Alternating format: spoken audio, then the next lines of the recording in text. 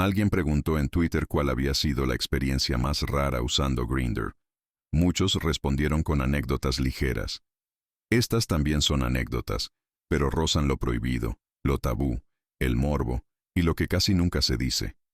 Hablan de miedo, deseo, vergüenza y de la parte más vulnerable, y a veces triste, de la comunidad gay. Mi hermano apareció a metros de mí en la app, y lo primero que pensé no fue, qué coincidencia, sino qué ironía tan cruel. Él es homofóbico, no de los que gritan en la calle, sino de los que hacen comentarios, de los que se ríen incómodo cuando sale el tema, de los que dicen, yo respeto, pero... Crecí escuchándolo hablar de esos JTs, como si no se diera cuenta de que yo estaba ahí, aprendiendo a esconderme mejor. Cuando vi su perfil, sentí una mezcla rara de rabia y vértigo.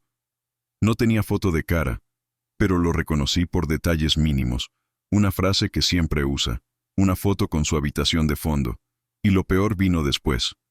Me di cuenta de que hablábamos con la misma persona. No fue inmediato, pero lo supe por detalles, las frases copiadas, los tiempos, las capturas que coincidían. Él no tenía idea de que era yo. Yo sí sabía que era él. Y ahí algo se activó en mí. Me lo tomé personal. No como competencia sana, sino como una especie de ajuste de cuentas. Empecé a escribirle más seguido, con más atención, más intención. No exagerado, no obvio. Estratégico. Escuchaba más. Respondía mejor.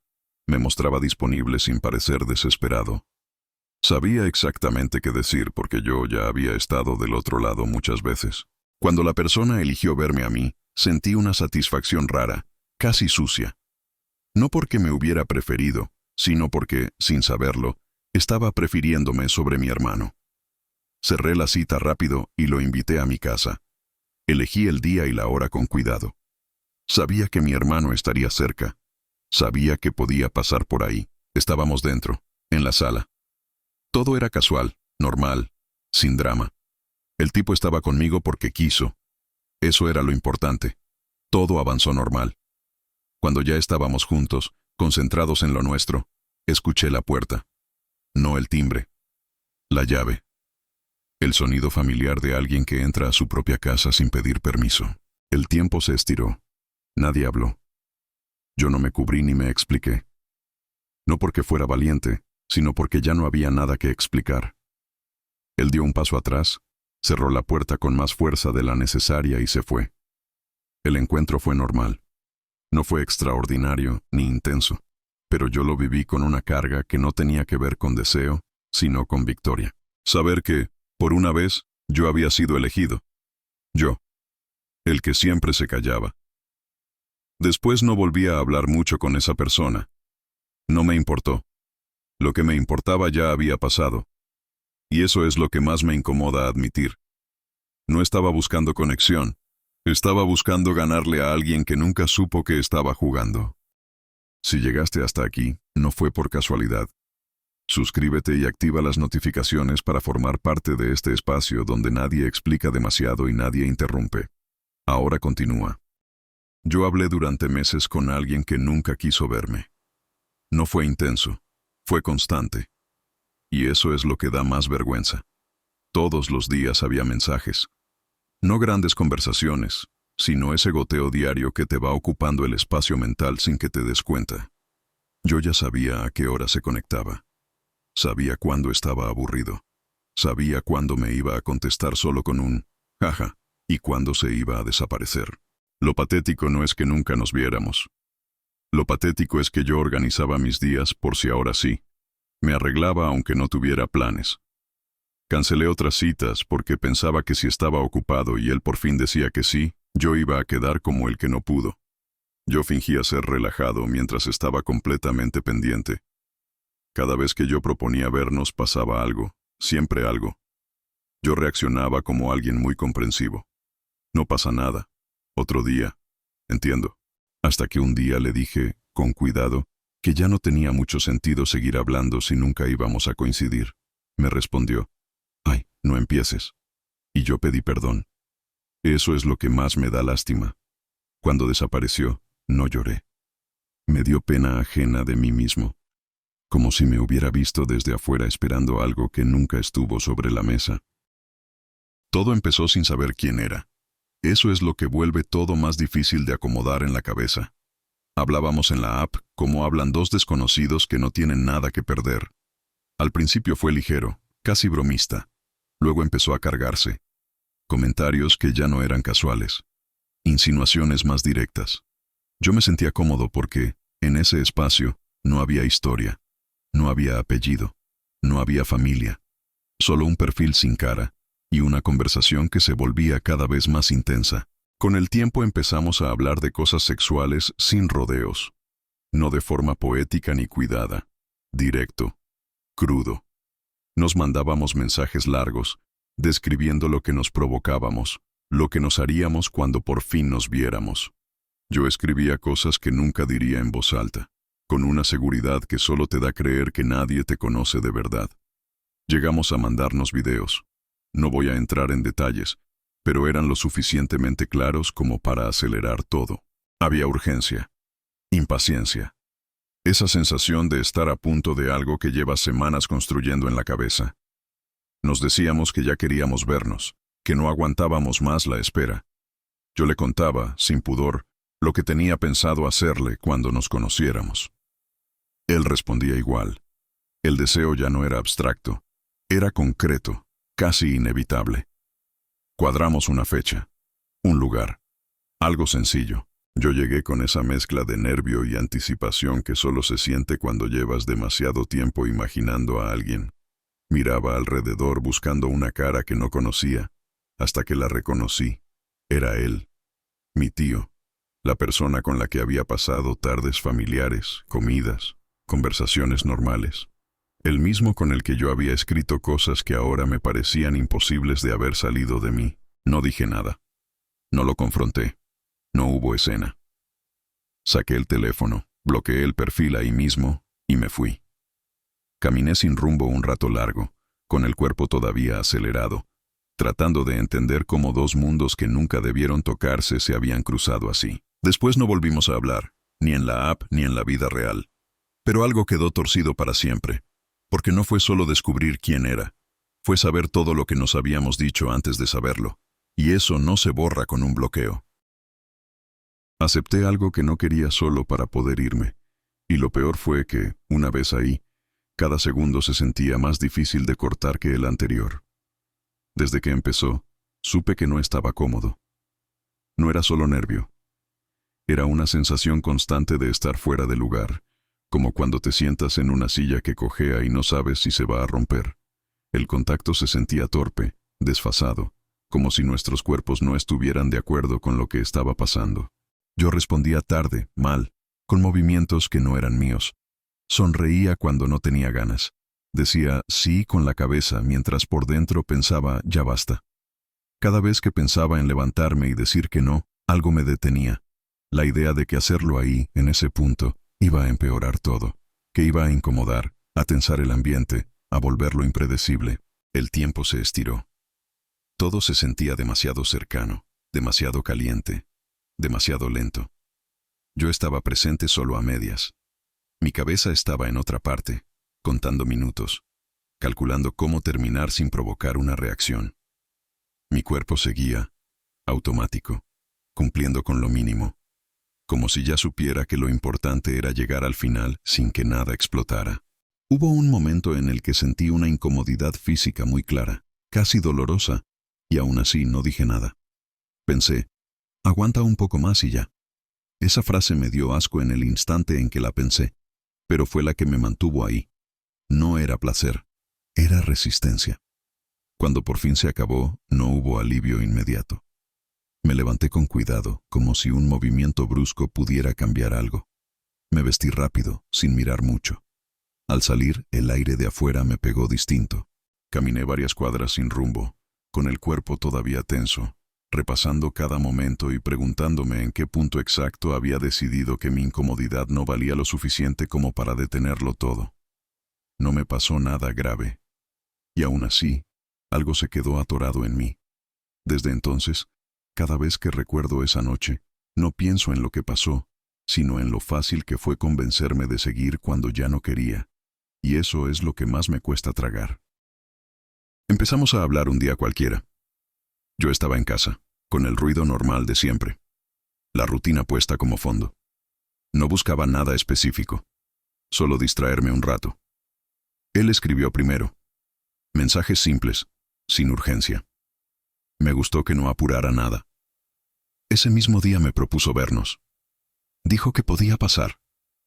Yo dudé unos segundos y luego dije que sí.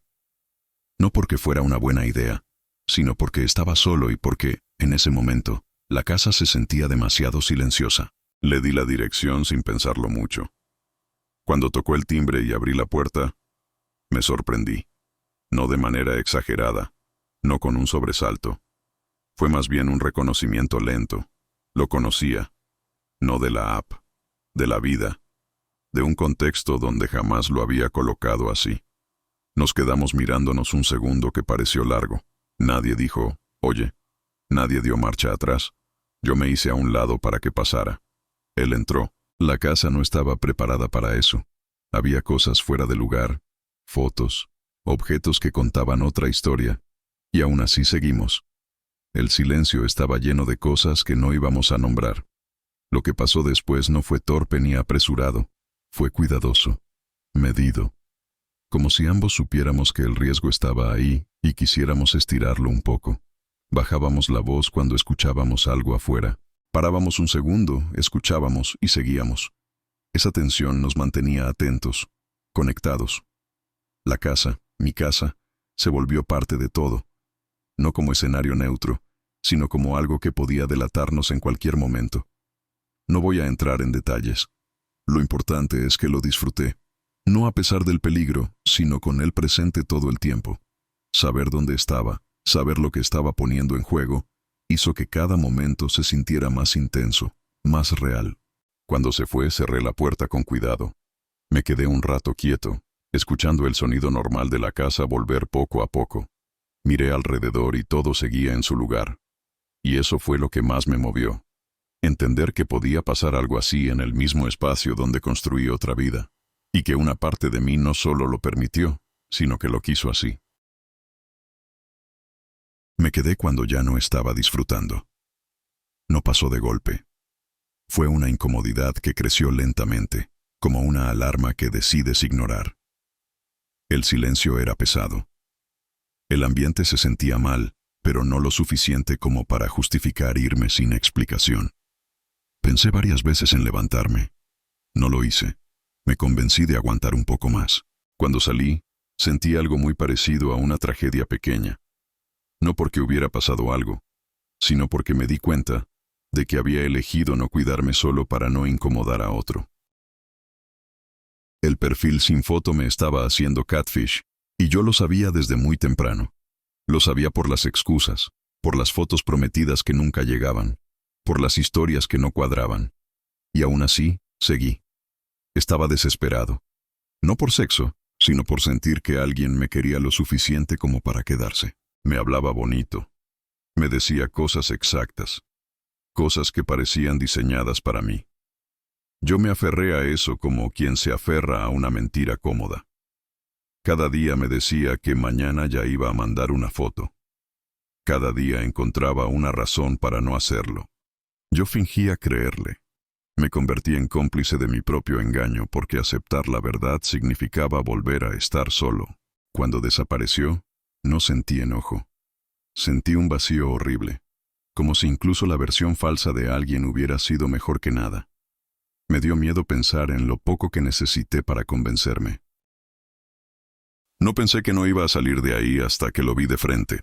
Desde el primer momento se notaba que no era cualquier tipo. Tenía pinta de vándalo, de chacal tatuado. Cuello, brazos, manos marcadas, cuerpo trabajado, mirada dura. No la mirada coqueta de la app, sino esa mirada que no se anda explicando. Vestía simple, pero con esa seguridad que no es pose. Era alguien acostumbrado a que las cosas se hagan como él dice. Aún así entré. La casa fue lo que terminó de ponerme en alerta. No estaba solo. Había otras personas adentro. No parecían amigos ni visitas normales. Estaban ahí, sentados, parados, moviéndose como si el lugar les perteneciera. No me saludaron. Apenas me miraron. Esa indiferencia fue lo que más me inquietó. Era como si yo no importara lo suficiente como para ser evaluado. Quise retroceder. Lo pensé en serio. Y fue ahí cuando lo vi. Debajo de una almohada, mal escondida, había un arma. No fue algo borroso ni una suposición. Era real. Clara. Me dio un golpe en el pecho. En ese momento se me fue cualquier fantasía. Empecé a pensar en lo peor. ¿En qué pasaba si decía que no? ¿En qué pasaba si se molestaba? ¿En qué pasaba si yo hacía un movimiento mal leído? Él notó mi tensión. Su actitud era seria, incluso un poco molesta, como alguien que no está acostumbrado a que las cosas no fluyan. No sentí que quisiera hacerme daño. Al contrario, parecía querer que yo disfrutara, que me relajara, que todo siguiera, pero el ambiente no lo permitía. La presencia de los otros, el silencio pesado, el arma ahí, todo estaba mal colocado. Lo que pasó fue incómodo desde el inicio. Él intentaba llevarlo a un lugar más íntimo, más controlado, incluso más cuidadoso conmigo. Pero yo no podía soltarme. Cada ruido afuera del cuarto me tensaba. El tipo se cansó, comenzó a ser brusco, no violento en el sentido obvio, pero sí duro, poco cuidadoso, como alguien que no mide demasiado el impacto de su cuerpo en el de otros. Me invitó a acostarme como si fuera lo más normal del mundo, como si el ambiente no estuviera cargado de cosas que no se decían. Yo intenté relajarme, de verdad. Me repetía que solo era tensión, que era mi cabeza exagerando. No funcionó. Había ruidos afuera, pasos, voces bajas, cosas que no encajaban con una casa tranquila. Yo estaba rígido, incómodo, con el cuerpo respondiendo a medias.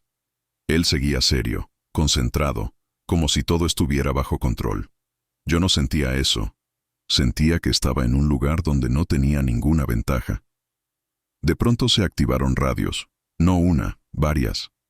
Ese sonido corto, metálico, que no se confunde con nada. Me quedé helado. Antes de que pudiera preguntar algo, escuché la sirena, lejana al principio. Luego más cerca. La casa cambió de golpe. El aire se volvió pesado. Él se levantó rápido. Demasiado rápido. Agarró el arma como si fuera una extensión de su mano y me dijo que me quedara quieto, que aguardara. No gritó. No hizo drama. Eso fue lo que más miedo me dio. Hablaba como alguien que ya había pasado por eso antes. Yo no le hice caso. No pensé. No evalué. El miedo me empujó. Vi la ventana abierta y corrí. No me puse la playera. No agarré nada. Sentí el vidrio frío en las manos, el golpe al caer, el aire de afuera pegándome en el pecho. Escapé sin mirar atrás, sin saber a dónde iba, solo sabiendo que tenía que salir de ahí. Corrí varias cuadras con el corazón explotándome, descalzo, medio vestido, escondiéndome en sombras, escuchando todavía las sirenas a lo lejos. No paré hasta que mis piernas no dieron más. Esa noche entendí algo que me cuesta aceptar. Hay encuentros que empiezan como una mala idea y terminan como una huida. Y aunque nada grave me pasó, el miedo fue tan real que todavía, a veces, me despierto con la sensación de estar corriendo sin camiseta, tratando de salir de un lugar donde nunca debí entrar. Me encontré con el primo de alguien con quien estaba saliendo. No lo reconocí al principio. Fue después, cuando empezamos a hablar de cosas demasiado específicas. Ahí me cayó el 20. Era él, el primo, el que aparecía en fotos familiares, el que yo había visto de lejos alguna vez, el que pertenecía a una vida que no era la mía, pero estaba entrando de frente. No lo corté, tampoco él. Seguimos hablando como si ya supiéramos exactamente dónde estábamos parados. La conversación se volvió pesada, cargada, con ese tono que no necesita decir mucho para decirlo todo. Había una tensión rara, como si estuviéramos jugando a no mencionar lo obvio para que no se rompiera. Quedamos de vernos. No fue impulsivo, fue decidido. Desde que nos vimos, el ambiente tuvo algo sucio, no en el sentido físico, sino social. Cada mirada venía con una pregunta detrás. Cada silencio tenía intención. Era imposible no pensar en la otra persona, en cómo todo eso estaba pasando a sus espaldas. En un momento, sin rodeos, me dijo, mi primo nunca supo aprovechar lo que tenía. No lo dijo como queja. Lo dijo como provocación. Luego agregó, mirándome fijo, como si midiera el efecto. Hay gente que no sabe lo que tiene hasta que alguien más se lo quita. Habló de su primo con una mezcla rara de burla y superioridad. Dijo que era tibio, que se conformaba, que no entendía lo que tenía enfrente, que yo merecía algo distinto, algo mejor. No sonaba a celos románticos, sonaba a reto, y eso lo volvió más peligroso. Cuando me fui, no sentí culpa inmediata. Sentí una especie de adrenalina baja, como después de hacer algo que sabes que estuvo mal. Nunca volví a ver al primo. Tampoco volví a ver igual a la persona con la que estaba saliendo, porque una vez que alguien te dice que no supieron aprovecharte, ya no puedes fingir que no lo escuchaste, y porque hay encuentros que no te marcan por lo que haces, sino por a quién traicionas en el proceso. Algunas confesiones no se olvidan al terminar el audio. Si quieres escuchar las que vienen, suscríbete y activa las notificaciones. Aquí seguimos. Me cité con un tipo que, cuando abrió la puerta, tardé un segundo en reconocer. No porque hubiera cambiado tanto, sino porque mi cabeza no lo esperaba ahí. Fue el cuerpo el que reaccionó primero. Ese pequeño sobresalto, esa incomodidad vieja. Era un maestro que me había reprobado años atrás. Nos quedamos parados un momento, como midiendo si alguno iba a decirlo en voz alta. No lo hicimos. Entré. Cerró la puerta. Todo siguió como si ese pasado no existiera.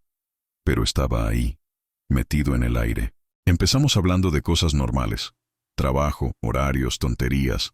Y sin darnos cuenta el tono cambió. Él hacía preguntas y yo respondía con ese reflejo automático que no se te quita del todo. En algún punto me dijo, medio en broma, ¿siempre fuiste tan distraído?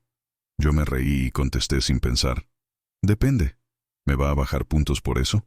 Los dos nos quedamos en silencio un segundo. No fue incómodo, fue denso, como si algo hubiera encajado solo. Él siguió, ya con una media sonrisa. Tendríamos que repasar entonces. No lo dijo como invitación clara, tampoco como chiste del todo, y yo no lo frené. Lo raro es que nunca dijimos, hagamos esto. Simplemente empezamos a movernos dentro de ese juego sin nombrarlo. Él corregía, yo asentía. Me pedía que repitiera algo. Yo lo hacía. Cada frase tenía doble fondo. Cada pausa duraba un poco más de lo normal. En un momento me dijo, muy tranquilo, si no entiendes, pregúntame. Y yo, con una seguridad que no sé de dónde salió, le contesté. Y si ya entendí, no voy a describir lo demás, no hace falta. Lo importante es que no fue una inversión brusca de poder ni una revancha evidente. Fue más bien como volver a un lugar conocido, pero esta vez sabiendo exactamente por qué estabas ahí. Cuando me fui, pensé que sería una anécdota rara y ya. No lo fue. Nos volvimos a ver. Y otra vez. Y otra. Cada encuentro entraba más fácil en ese mismo tono, como si ya supiéramos qué papel tomaba cada uno sin tener que acordarlo. Con el tiempo los encuentros se repitieron y el juego se volvió automático. Hasta que un día, sin decirlo, los roles se invirtieron. Yo marqué el ritmo y él lo siguió. Fue ahí cuando sentí que todo cerró y, por fin, aprobé la materia. Aquí se cierra esta historia. Hay otras esperando ser contadas. Suscríbete y activa la campana si no quieres perderlas. Hasta la próxima confesión.